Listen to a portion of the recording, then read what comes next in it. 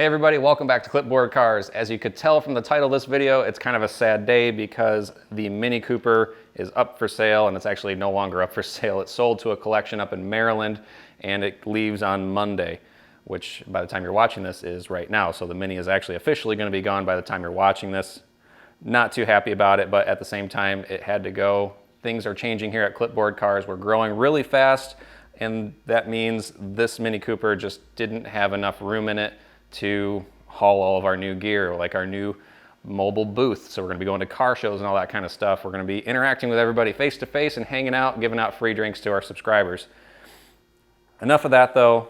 The Mini Cooper's been an awesome car for me, and I've been really enjoying driving it. It's literally one of my favorite cars I've ever driven, and I've owned over 32 cars in my lifetime. So we have to get this car replaced with something else. I'm gonna give you guys the parameters. I want you to go in the comments and tell me what you think would be a good option based on those parameters. So parameter number one, it has to have more cargo space, obviously, than the Mini Cooper does.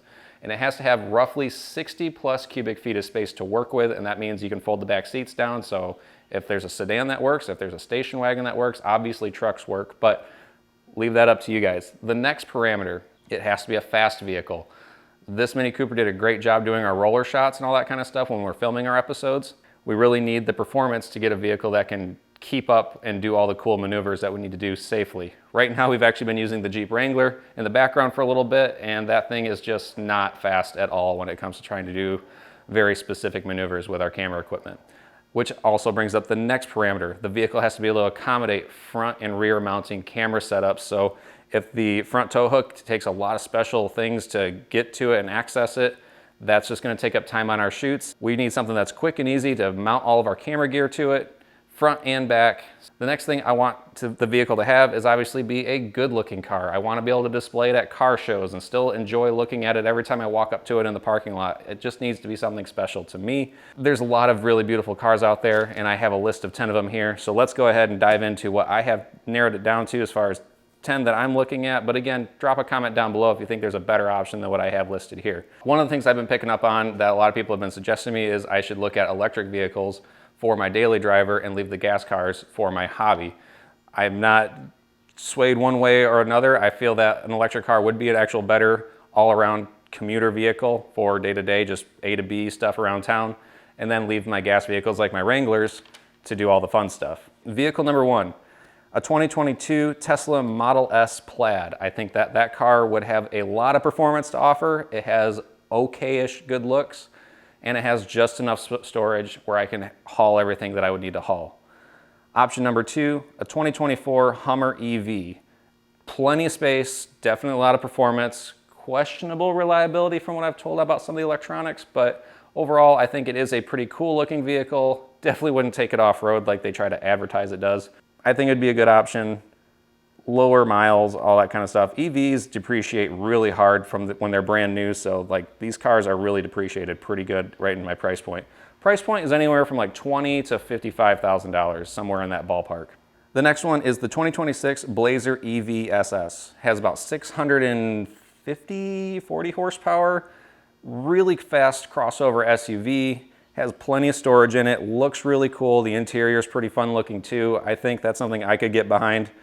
But at the end of the day, it is a Blazer, and I think probably after 6 months of owning it, it might just blend in with the rest of the cars that you see in the parking lot, and it just won't feel as special. Next one here is the 2022 Rivian R1S, and I think that is actually the sweet spot here because there is a lot of performance in that, plenty of space. I think it has upwards of like 85 cubic feet of space with all the seats folded flat, so there's plenty of room in there to haul all of our gear and equipment for trade shows. Definitely a good looking car in my opinion as well. The next one, let's go ahead and dive headfirst into the gas guzzlers, and I think the 2021 Ram TRX, a used one with like 50,000 miles on it, I think that would be a pretty good move as well as far as getting the practicality and usability of a truck while having the performance of a Hellcat engine. Can't go wrong. Moving on from there, I have the cheapest option on the list, which is a 2013 or 14 Gen 1 Raptor. You can pick these up for anywhere from 15 to 30 grand, depending on the condition. And I think overall, I think it's gonna be the best bang for the buck for a vehicle that fits all these parameters. I definitely feel that it would be a special vehicle walking up to it in the parking lot. It's got just enough performance to be fast enough for shoots, and it has plenty of practicality being a full-size pickup truck. Now let's go back to an electric car, and one that I think is the most beautiful one on the list, and that would be the 2022 Porsche Taycan Cross Turismo. It's a little bit small on space, but technically works, just barely. I measured one, and it has literally by like this much, it fits everything. And those are anywhere from 50 to 65 grand, depending on how many miles you're looking at. You just can't go wrong. It's a Porsche, beautiful car, good speed, good performance, very solid built vehicle. Moving on from there, another Porsche is on the list, but not an electric one. It's the 2018 Porsche Cayenne GTS or Turbo, depending on pricing and miles on the vehicle. Plenty of space in those, plenty of performance, beautiful cars inside and out. It's really gonna be hard to really figure out what I wanna do. And the last one, kind of a given, just given the other trucks that I've listed out here, a 2021, so like a Gen 3 Ford F-150 Raptor. Those are dipping down into the mid-50s, and I think if I shop hard enough, I can probably find one that fits my price point. As anyone knows, the Gen 3 Raptor is a great vehicle. So that's what I have, my 10 vehicles I've listed out here that I've been shopping for, narrowing down my broad search down to 10. But if you guys have a better option, list it down in the comments below. I'd love to hear it. I'm really sad to see the Mini Cooper go because it is legitimately my most favorite vehicle I drive around town in and use on the racetrack. It is just a perfect car if you just want to have a smile on your face all the time. So again, this car is going to be shipping out on Monday. My lovely Jeep here decided it wanted to die as well. And one of the things you got to take into account when you modify and buy one Wrangler is you got to have a Wrangler for your Wrangler. So you got to have a second Wrangler here. This is what I'm currently driving. This is Sarah the Sahara. We have a whole build episode on this one. You should go check it out. But if this one were to go out, you got to make sure you have a Wrangler for your Wrangler. And that's why we have the Gladiator in the background.